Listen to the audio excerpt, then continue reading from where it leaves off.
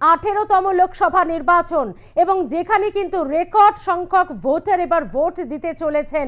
প্রথম ভোট দেবেন এমন মানুষ, এমন ভোটারও এবার কিন্তু বেশ ভালো পরিমাণে রয়েছে। তবে 7 দফার প্রথম দফায় উত্তরবঙ্গ দিয়ে শুরু হচ্ছে। রাজ্যে 7 দফার ভোটের প্রথম দফা 19 তারিখ উত্তরবঙ্গ দিয়ে শুরু হচ্ছে। মনে রাখতে হবে দর্শক বন্ধুরা যে এই উত্তরবঙ্গকে কিন্তু বারবার গুরুত্ব দিয়েছে তৃণমূল কংগ্রেস তথা রাজ্যের শাসক দল। প্রথম দফায় নজর রেখেছি আমরা 19 এপ্রিল 19 তারিখ কোচবিহার, আলিপুরদুয়ার, জলপাইগুড়িতে ভোট।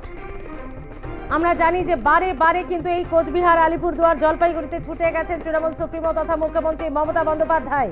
দ্বিতীয় দফায় সেই উত্তরবঙ্গের খানিকটা আরো অংশ যেটা বাকি থাকছে, রায়গঞ্জ, বালুরঘাট এবং দার্জিলিং এ ভোট। আপনারা জানেন যে এই দার্জিলিং এ কিন্তু পাহাড় ইস্যু বারে বারে তৃণমূলকে অস্বস্তিতে ফেলেছে। গোর্খাল্যান্ড থেকে শুরু করে বিভিন্ন ইস্যু, এবার সেই ইস্যুগুলিকে কিভাবে সামাল দিয়ে এখানে ভোট হয় সেটাই দেখা। তৃতীয় দফায় 7ই মে মালদা উত্তর, মালদা দক্ষিণ, জঙ্গিপুর, মুর্শিদাবাদ।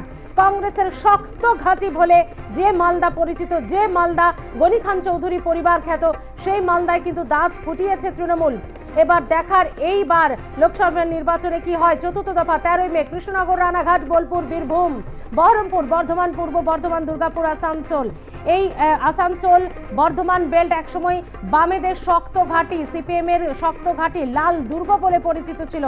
সেখানে কিন্তু এবার তৃণমূল, আমরা দেখেছি 17তম লোকসভা নির্বাচনে তৃণমূলের জয় জয়কার। 18তমতে কি হয় সেটাই দেখার। পঞ্চম দফা 20 মে হাওড়া, উলুবেড়িয়া, আরামবাগ, হুগলি, শ্রীরামপুর, ব্যারাকপুর ও বনগাঁ। ব্যারাকপুর, সেই ব্যারাকপুর যেখানে এবার কি পার্থ ভৌমিক বনাম অর্জুন সিং হতে চলেছে। সেই ব্যারাকপুর শিল্পাঞ্চল, বারে বারে দলবদল অর্জুন সিং এর। এখন দেখার বিজেপি যদিও তাদের শেষ তথা দ্বিতীয় দফার প্রার্থী তালিকা এখনো প্রকাশ করেনি, দেখা যাক ব্যারাকপুরে কি হয়। কিন্তু অর্জুন সিং কিন্তু অত্যন্ত আত্মবিশ্বাসী। এরই পাশাপাশি আমরা ষষ্ঠ দফার দিকেও নজর রাখবো। পঞ্চম দফা 20 মে হাওড়া, উলুবেড়িয়া, আরামবাগ, হুগলি, শ্রীরামপুর, ব্যারাকপুর, বনগাঁতে ভোট। পঞ্চম দফাতে ভোট।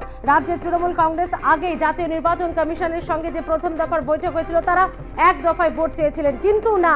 এই রাজ্যে যেভাবে সন্ত্রাসের ইতিহাস, যেভাবে আমরা দেখেছি ভোট পরবর্তী এবং ভোটের আগে যেভাবে রক্তাক্ত ইতিহাস, তাকে সামনে রেখে 150 কোম্পানি কেন্দ্রীয় বাহিনী ইতিমধ্যেই পৌঁছে গেছে রাজ্যে। 980 কোম্পানি, অর্থাৎ দেখা যাচ্ছে এই রাজ্য হচ্ছে এমন রাজ্য যেখানে সব থেকে বেশি কেন্দ্রীয় বাহিনীর জওয়ানরা মোতায়েন থাকবেন ভোট চলাকালীন। অর্থাৎ রাজ্যের আইন শৃঙ্খলা, রাজ্যের পরিকাঠামো, রাজ্যের ব্যবস্থা, সুষ্ঠু অবাধ ভোট, এই যে যেভাবে দাবি করেছিল তৃণমূল, তাকে একেবারেই নির্বাচন কমিশন কিন্তু আমল দিল না।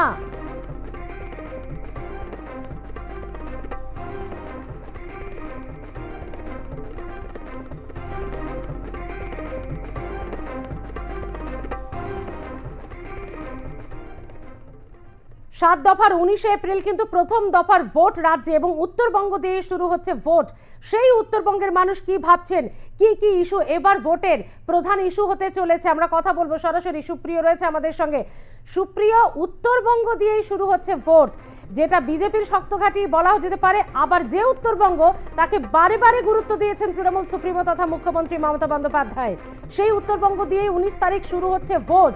কি বলছে উত্তরবঙ্গ?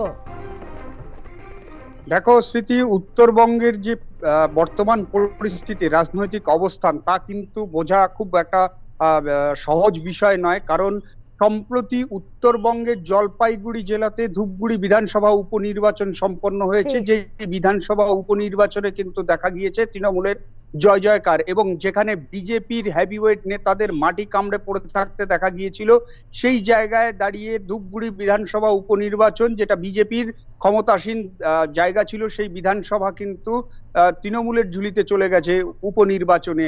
সেই জায়গায় দাঁড়িয়ে বর্তমানে যে রাম মন্দির ইস্যু বা বিভিন্ন রকমের বিজেপির যে ইস্যুগুলো রয়েছে, সেই ইস্যুগুলো কতটা প্রভাব বিস্তার করবে তা কিন্তু এখন জনমানুষের মনেই রয়েছে। এবং সেই সঙ্গে কিন্তু তৃণমূলের তরফ থেকে যে সমস্ত বিষয় তুলে ধরা হচ্ছে, সেই সঙ্গে যেমন ধূপগুড়িকে মহকুমা ঘোষণা করা হয়েছে উপনির্বাচনের প্রতিশ্রুতি মতো, এবং সেই বিধানসভা উপনির্বাচনের প্রতিশ্রুতি মতো মহকুমা যেমন ঘোষণা হয়েছে, সেই সঙ্গে কিন্তু অভিষেক বন্দ্যোপাধ্যায়ের উত্তরবঙ্গ সফরকালে ধূপগুড়ি মহকুমা হাসপাতাল হয়েছে, যেটা কিন্তু জলপাইগুড়ি লোকসভা আসনের ক্ষেত্রে যথেষ্ট গুরুত্বপূর্ণ, যথেষ্ট তাৎপর্যপূর্ণ বিষয়বস্তু হিসেবে উঠে আসছে। সেক্ষেত্রে কিন্তু বলা যেতেই পারে সাধারণ মানুষের মধ্যে কিন্তু এই ধারণা রয়েছে যে নির্বাচনের আগে যে আশ্বাস তৃণমূলের তরফ থেকে এসেছিল সেগুলো কিন্তু তারা পূরণ করার চেষ্টা করছে।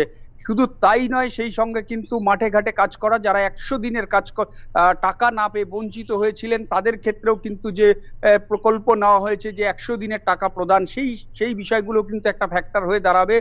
এবং সেই সঙ্গে তোমায় আরেকটি বিষয় জানিয়ে রাখবো যে জলপাইগুড়ি জেলার যে লোকসভা আসন রয়েছে, জলপাইগুড়ি লোকসভা আসনে কিন্তু বর্তমানে বিজেপির সাংসদ রয়েছেন ডক্টর জয়ন্ত রায়। তার ক্ষেত্রেও কিন্তু তার গত 5 বছরের যে খতিয়ান কাজের, সেই খতিয়ান থেকে কিন্তু মানুষ তাদের সেক্ষেত্রে কতটা সন্তুষ্টি প্রকাশ করবে সেটা কিন্তু একটা প্রশ্ন চিহ্নের মধ্যে। কারণ যেমনটা সাংসদ জয়ন্ত রায় নিজেই জানিয়েছেন, আমাদেরকে এর আগে জানিয়েছেন যে তিনি কাজ করতে পারেননি ঠিকঠাক, রাজ্য সরকারের অসহযোগিতা। তবে রাজ্য সরকার এবং কেন্দ্রীয় সরকার, সাংসদ এবং রাজ্য সরকারের মধ্যে যে দ্বন্দ্ব, সেটা শেষ পর্যন্ত মানুষের কতটা কাজে লেগেছে এবং সেক্ষেত্রে মানুষ কতটা তার প্রভাব নিতে পেরেছে সেটা কিন্তু এখন শুধুমাত্র জনমানুষের মনেই রয়েছে। আজকে নির্বাচন ঘোষণা হয়ে গিয়েছে এবং সেই জায়গায় দাঁড়িয়ে রাজনৈতিক প্রত্যেকটি দল তাদের কিন্তু নির্বাচনী প্রচার সারবেন এবং প্রচারে বিভিন্ন বিষয়, নির্বাচনী ইশতেহার সেগুলো তুলে ধরবেন। সেই লড়াইটা শেষ পর্যন্ত কোথায় গিয়ে ঠেকবে সেটা কিন্তু শুধুমাত্র 19শে এপ্রিলের অপেক্ষা। একেবারে আপাতত ধন্যবাদ সুপ্রিয়। নজর রাখো তুমি পরিস্থিতির দিকে, যে উত্তরবঙ্গে এই মুহূর্তে যে ইস্যুগুলি রয়েছে তা জনমানসে প্রভাব ফেলেছে, ভোট বাক্সে কতটা প্রভাব ফেলে। উত্তরবঙ্গ দিয়ে শুরু হচ্ছে ভোট 19শে এপ্রিল।